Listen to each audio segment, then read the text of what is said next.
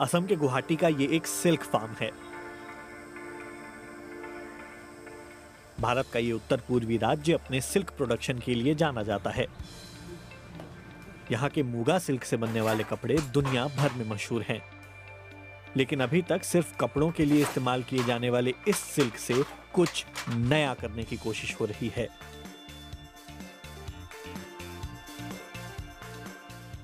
IIT Guwahati का दावा है कि इस सिल्क का इस्तेमाल आर्टिफिशियल ह्यूमन ऑर्गन्स बनाने के लिए किया जा रहा है, यानी इंसानी अंग जिन्हें जरूरत पड़ने पर लोगों के शरीर में ट्रांसप्लांट किया जा सकेगा।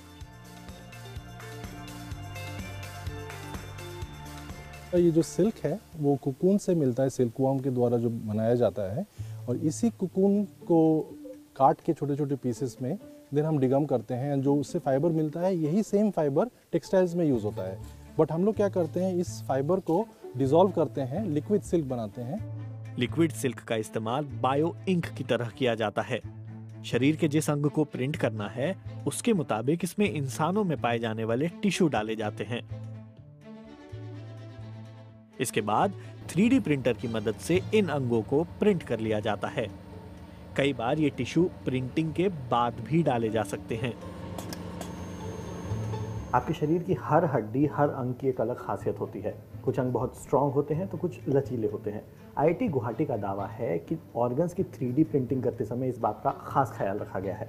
जैसे कि मेरे हाथ में एक 3D प्रिंटेड कान का प्रोटोटाइप है। अगर आप इसे देखेंगे तो ये बिल्कुल एक कान की तरह दिखता है और ये छूने में भी एक इंसानी कान की तरह ही है।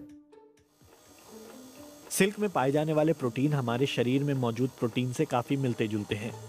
ऑर्गन ट्रांसप्लांट किए जाने पर ये सिल्क प्रोटीन शरीर में आसानी से एब्जॉर्ब होकर सेल्स के साथ काम करने लगते हैं।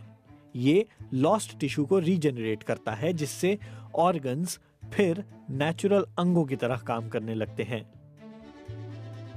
दो वर्टिब्रा के बीच में ये सॉफ्ट टिश्यू है known as intervertebral region. Accidents की वजह से ये डैमेज्ड हो जाता है, और जो कॉमन भाषा में बोलते हैं जिसको कि स्लिप डिस्क हो जाना। जो भी अल्टरनेटिव थे वो आपका मेटल इम्प्लांट्स था या फिर आपके सिरामिक इम्प्लांट्स थे, बट मेटल सिरामिक इम्प्लांट्स बहुत हार्ड स्ट्रक्चर है और ये सॉफ्ट स्ट्रक्चर है। तो हमने क्या किया, इस स्ट्रक्चर को 3D प्रिंट किया है कि डॉक्टर्स जब उसको ऑपरेट करेंगे इस रीजन में, सो इसको रिप्लेस करके डैमेज जो हो गया है डिस्क, उसके बदले इसको अंदर डाल दिया जाएगा। आईआईटी का दावा है कि इस नई तकनीक का इस्तेमाल आने वाले समय में डायबिटीज और ब्रेस्ट कैंसर जैसी बीमारियों से निपटने के लिए भी किया जा सकेगा। डेवलपर्स का कहना है कि ये दुनिया में अपनी तरह की पहली तकनीक है। दूसरे देशों में ऐसे ऑर्गन बनाने के लिए जानवरों में पाए जाने वाले कोलाजन प्रोटीन का इस्तेमाल किया जाता है। Technologies are developed, are already sort of tested on the animal test facilities on rats and rabbits. Now to take it to the human level, there is a lot of actually work has to go on. दावा किया जा रहा है कि आने वाले समय में सिल्क का इस्तेमाल करने वाली ये तकनीक बेहतर और काफी सस्ती साबित होगी।